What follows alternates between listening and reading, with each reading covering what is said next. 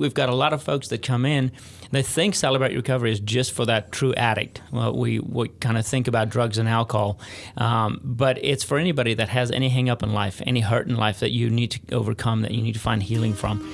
And it's a program that's wide open for those things. We don't just deal with the drugs and alcohol.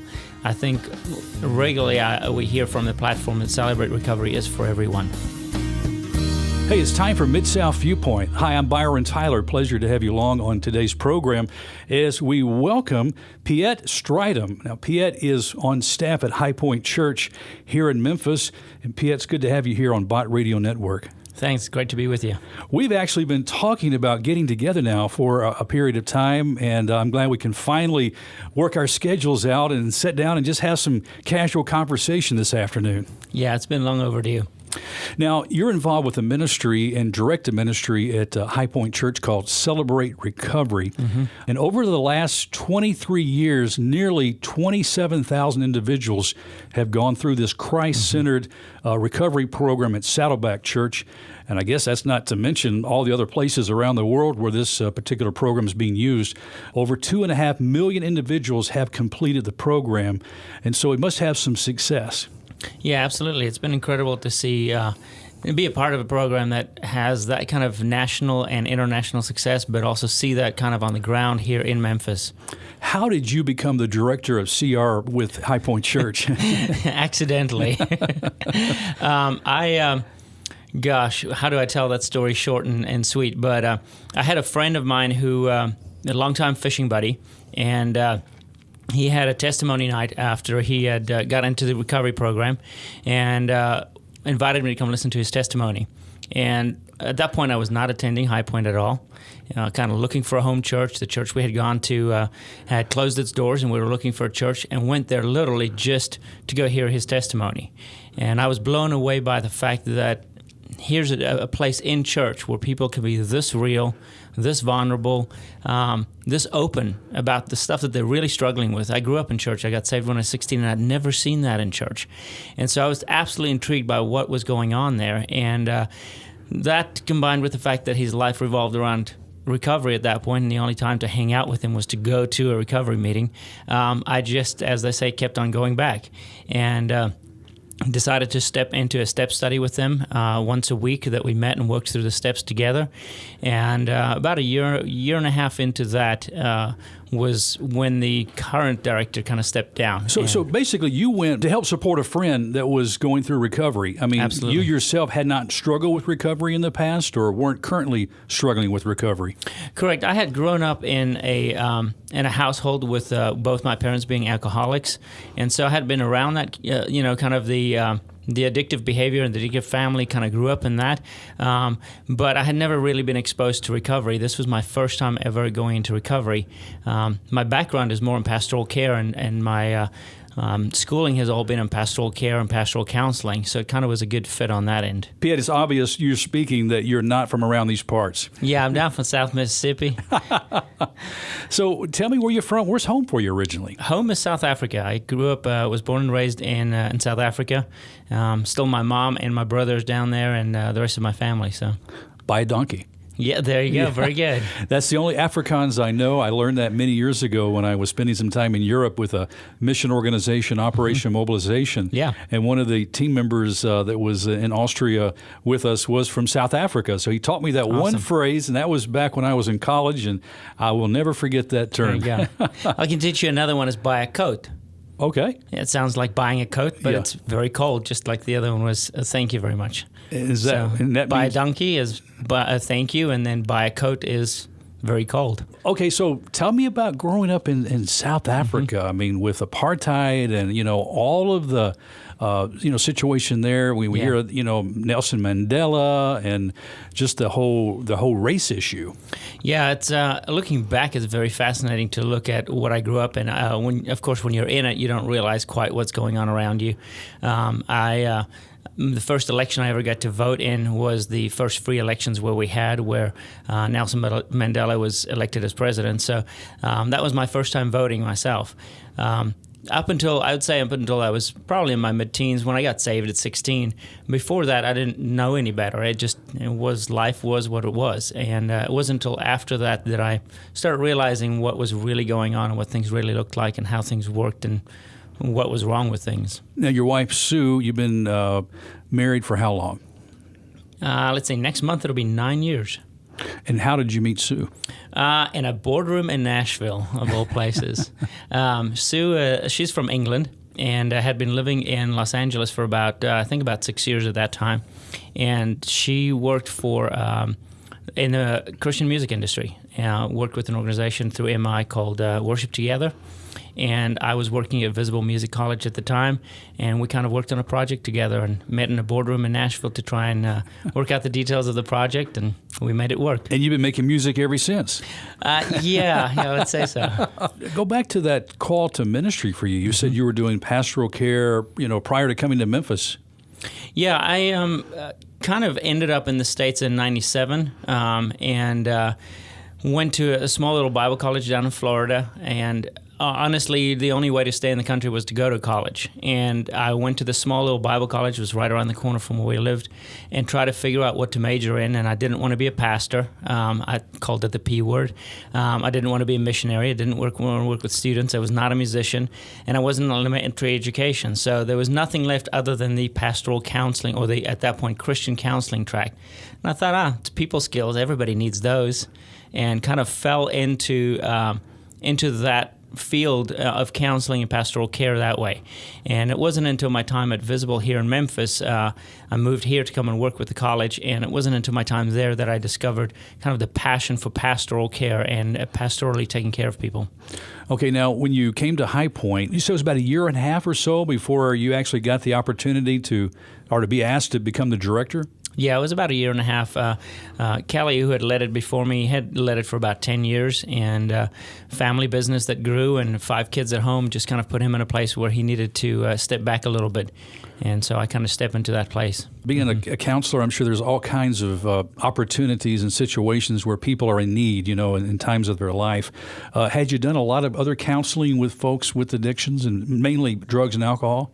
I would say not necessarily a lot with drugs and alcohol, a little bit with that. I worked for about 14 years in higher education, and so in my positions in the colleges that I worked in was that kind of pastoral care thing where I sat down with students. I did a lot of, I wouldn't say counseling, but kind of guidance and the pastoral side of things of walking with them through life. Had several students that had to deal with close friends that committed suicide. Working with college students, you always work with the addictions to pornography and those kind of things. So a little bit of alcohol and drugs in there as well, but it was kind of widespread, just people dealing with stuff. Yeah. What would you say are some misconceptions those dealing with addictions have about their addiction? They usually don't think that they have an addiction is the biggest thing.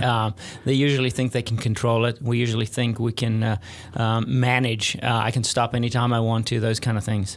Why was the actual CR platform, chosen, do you feel, for Highpoint? I think it's a combination of the fact that they don't shy away from the 12-step program that was developed through AA and has stood the test of time. The 12-step programs that are out there, we call them outside meetings, the I would say secular meetings, I guess. They've stood the test of time. And Celebrate Recovery, what they've done is they don't ignore those 12 steps. They built on those 12 steps, kind of pulled out of that 8 principles, correlates with the Beatitudes out of Scripture, and takes the 12-step model and just enters Christ as the higher power. And so it's that perfect marriage between these 12 steps that have stood the test of time that we know work in addiction, and just acknowledging that the higher power is, in fact, Jesus Christ. When you talk about having a program like CR at Highpoint, or any church for that matter, Peet, how do you create an environment at church where those with addictions feel safe, coming? Mm-hmm. They have a safe place they feel they can come? I think probably one of the key things for us is support from the leadership.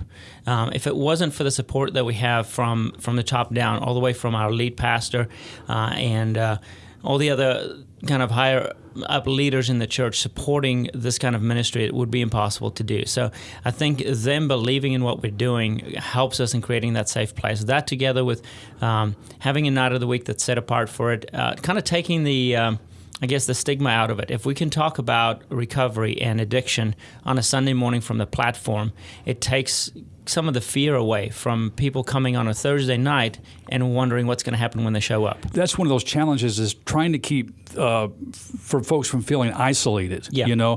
Yeah, and I think the experience has been for so long, I feel like the church as a whole has looked at people with addiction as the outsider, as it's those people. We saw this in working with the churches in Peru even.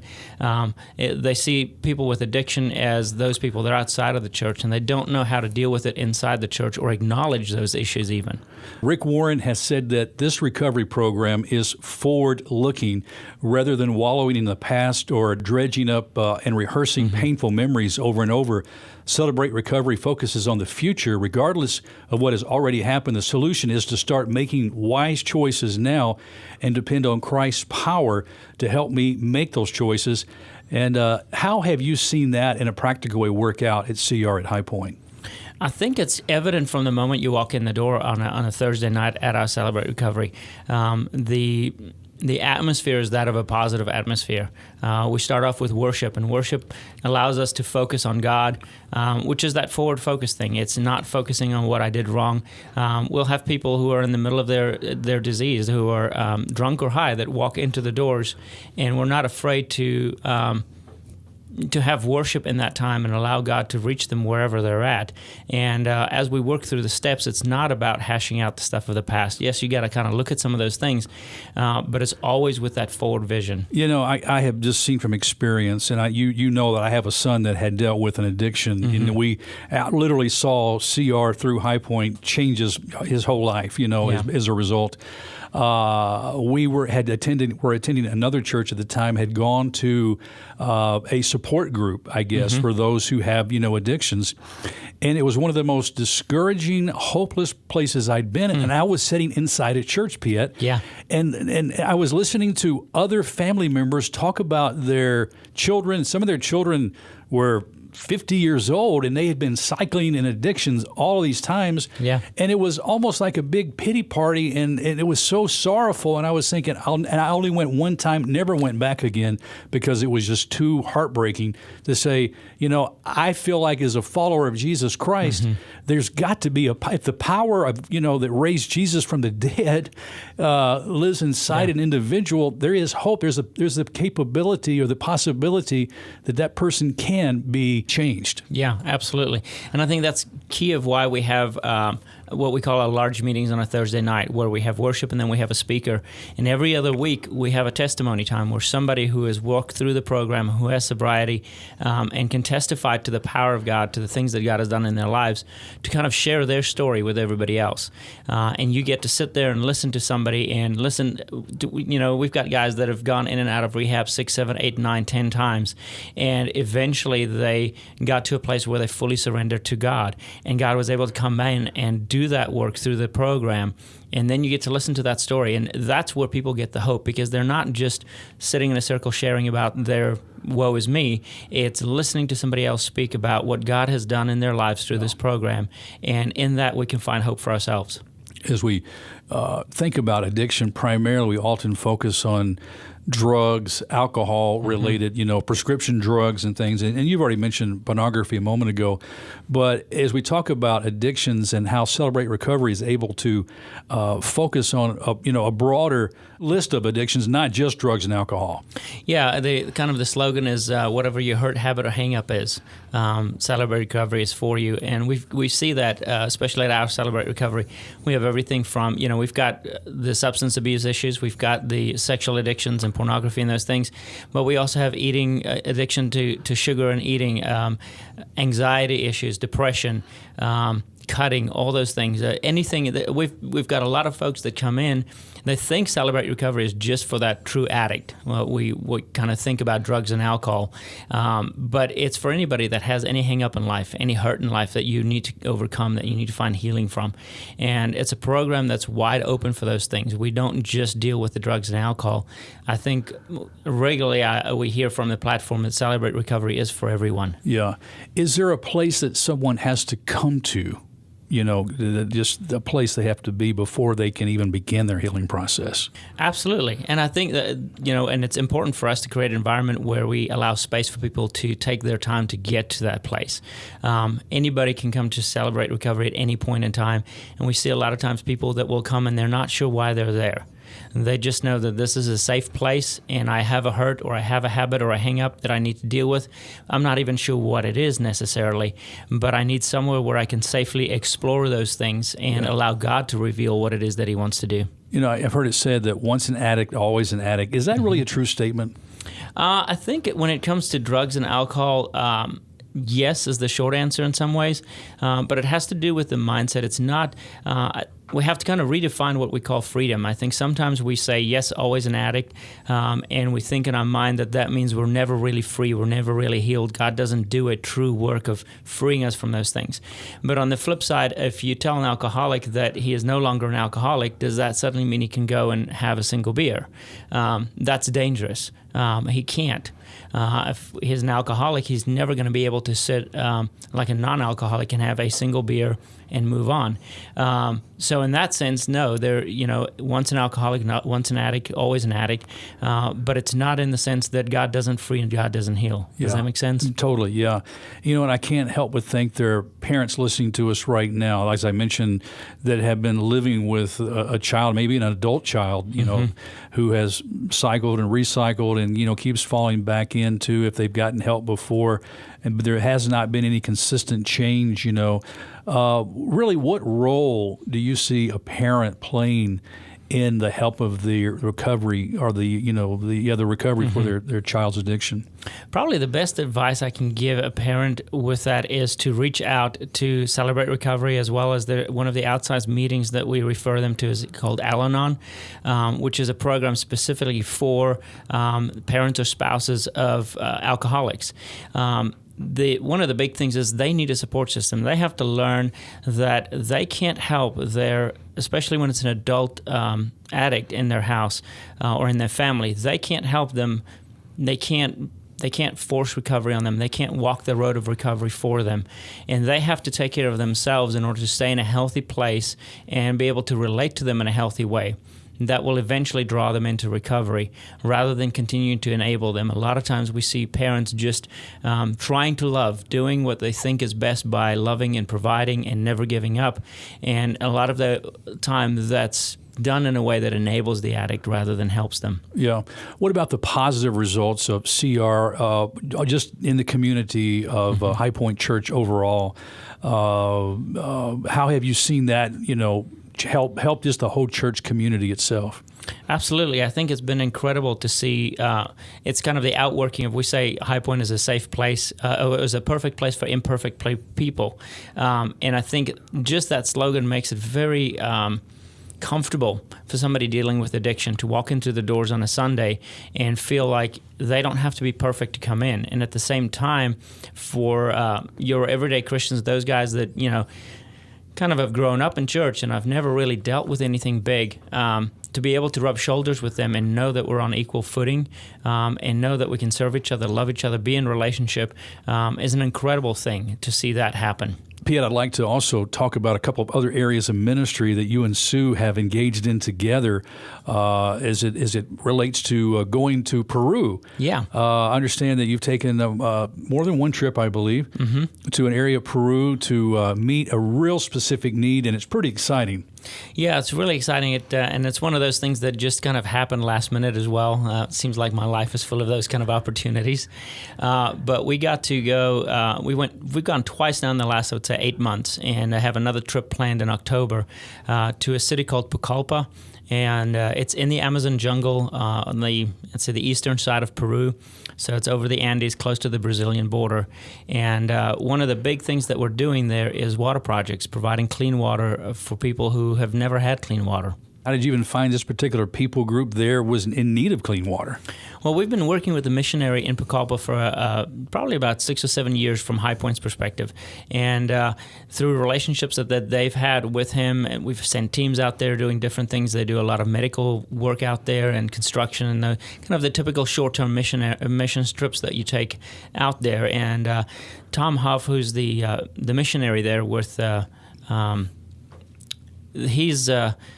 born and raised in the jungle. His parents were missionaries to the Shipibo people, and he was born and raised there and has strong ties to Memphis, actually. There are several folks in Memphis that over the years have supported him, have been going for the last 20 years supporting his ministry. In fact, the compound where we stay is called Casa Shea, after a famous Dr. Shea here in Memphis, who's done a lot of work with them there. So it's kind of a rich history with Memphis that we just got to plug into a few years back. You know, it's kind of hard to imagine that there are places in the world where, I mean, we go into our kitchens here in Memphis and, and our, turn on the tap, and, I mean, there's just really clean, nice drinking water. We've got some of the best, drinking water supply right here in the Memphis area that we enjoy every day. Yeah. But there's people that don't have that privilege. Absolutely. It's fascinating when you start looking at the statistics of clean water out there and how many people not only don't have access to clean water, but the death rate, the amount of kids that die, and even adults, but especially kids that die because of lack of clean water. Now, am I correct in understanding that this particular project was even, I say, more special in the sense that the group of individuals you went to serve there in Peru were special needs children at a school, or that was part of the project? Yeah, part of the project. The first trip we took out there was doing water testing. So we went to several sites to test the water sources. We work with existing water source. So instead of drilling wells or anything like that, we work in areas where they have an existing water source. It's just not clean water. And kind of two of the main places that we tested there with the biggest need, one of them was the Refuge of Hope, which is a school for handicapped kids with about 600 kids. Fascinating story there, and that's the system we'll be installing in October. And then the other one is at the Indian Center, which is a safe haven for Indians coming out of the jungle to do trade in the city of Pucallpa. It's a safe place for them to stay and live in, and we put a system in there for them. Now, when you say a system, what does that entail? What is a system? We work with Living Waters for the World. They've developed a water purification system, and it's unbelievably simple. It's a bunch of PVC pipes, a water pump, and then you have 3 filters that it goes through. The first one kind of gets out the large particles, and then it goes through a 1 micron and a half micron filter. And then the last part is the system we use there is a UV system. So then it goes through a UV filter, basically a UV light that kills any last remaining bacteria, and then goes into a clean water tank, and then from there it gets dispersed. How about the reaction of the people when they take that first glass of clean drinking water? Yeah, it was amazing. What we do with it is while we're installing the system, we do education, teaching them how to use clean water, because it doesn't help giving them clean water and they show up with a filthy bucket to fill it with, and then they drink it out of that because it's contaminated again. And so through our education, we realized how little they understood of how to use clean water. And we were nervous in the beginning, especially with so much transient folks in there. They come from the villages in the jungle. They're there for a week and then they go back home, whether or not they would drink the water, because they don't drink a lot of water as it is because they know it makes them sick, which causes a lot of kidney disease and all those things. And within a week, we saw a huge amount of water being used, and they just took to it. It didn't taste funny because there's no chemicals in it. It's absolutely chemical-free. So the moment they started tasting it, word spread, and it just took off like wildfire. Are there plans to do more projects like this? Yeah, the exciting thing is that we received a rather large sum of money. $80,000 was donated to the water projects through Highpoint, which allows us to put 20-some systems in. And so it's going to take us a few years to do all these systems. We're looking at, we've already done one system in Cuba as well. So we're doing some water systems in Cuba. We've got the ones in Peru going. And then we're looking at, probably in August, we'll be in Kenya, which is one of the other places we go to on a regular basis from Highpoint, and doing some water testing there to see whether or not we can put some systems in there as well. Oh, let's tie this all back into CR. How have you seen like those involved with CR? I mean, I think part of the recovery is realizing it's not about me. Yeah. Those usually with addictions oftentimes are very self-absorbed. Absolutely. You know, and so opportunity to go and serve on a project like that. Do you see those involved with CR responding, you know, to programs like this? Yeah, this is probably the coolest thing about it all is when the opportunity came up for us to go to Peru and do the water testing, get trained in the water systems. It was some of the CR folks that jumped on board on that. And so both trips that I've been on had CR folks come with us. One of our team members is, in fact, the guy that led me to CR right from the beginning. And he's one of our installers doing the installation of the actual system. And it's been great to see us at the same time we go on a trip to Peru. And in the same trip, we do a water installation during the day. And in the evenings, we're meeting with church leaders doing both Reengage, which is the kind of a 12-step program for marriages. We do some training with the church leaders in that, but we've also met with 15 different churches in Pucallpa on training them on Celebrate Recovery. And we've got 3 churches that are banding together, and by the end of the year, we'll have a Celebrate Recovery that they'll launch. So the two have been really integrated. It's just been really cool to see all that come together. Wow. You know, Pitt, it seems like your life has really ignited since you've been here in Memphis, you and Sue together with these opportunities. What brings you the most satisfaction of all these different things you're seeing God use you through and the opportunities that He's allowing you to see and just have your hands on? What brings you the most satisfaction? I'm very relational, very people-oriented, so it's the relationships and seeing firsthand kind of that life change. You know, when we're out in Peru, it's they're the most friendly. They have nothing, and yet they're the most giving and the friendliest and the happiest people you've ever seen. And then you just do the smallest thing for them, and they just light up. So that the missionary that we have there, seeing us able to come next to him in a greater way to support the work that he's done for the last 50 years there, that his dad has done the previous 50 years, and seeing that we can come along and bring new life into that with them. And then in Celebrate Recovery here, we see daily, it's not even weekly when we meet, it's daily life change. It's the calls that I get from whether it's be a spouse or a parent or the addict himself or somebody coming in that's been in church their whole life and doesn't know why they struggle with anxiety or fear, and being able to not only, I don't get to walk with all of them, but I have leaders that I can plug them with, and I get to watch and see how somebody with no training, just life experience, can share their life experience with somebody else, and God uses that to bring absolute life change. Wow, that's incredible. Totally incredible. Well, listen, if somebody wanted to contact you about Celebrate Recovery, if they wanted to had questions about how they might start a CR program in their church, or if they want to learn more about the clean drinking water projects and how they might, support, times like that, what's the best way to contact you? Probably the best way is either through our website, highpointmemphis.com. For Celebrate Recovery, you can just go to the Help Ministries, and there'll be a link there. There'll be some information there. Or show up on a Thursday night. We meet every Thursday night at Highpoint on 6000 Briarcrest Avenue at 6:30 p.m. Come join us. It's a very non-threatening environment. You can just come in, sit in the back and worship. And we have a newcomers meeting every week where you can just ask questions, and we kind of just go over the program. So it's you're not going to get thrown into an open share group where you suddenly have to share your deepest, darkest secrets. It's a very safe environment. And then for the water projects, the same thing is probably through the website and through email. All right. Hey, Piet, thank you so much for stopping by. Thank you for what you're doing for Christ's kingdom through CR and through these water purification projects.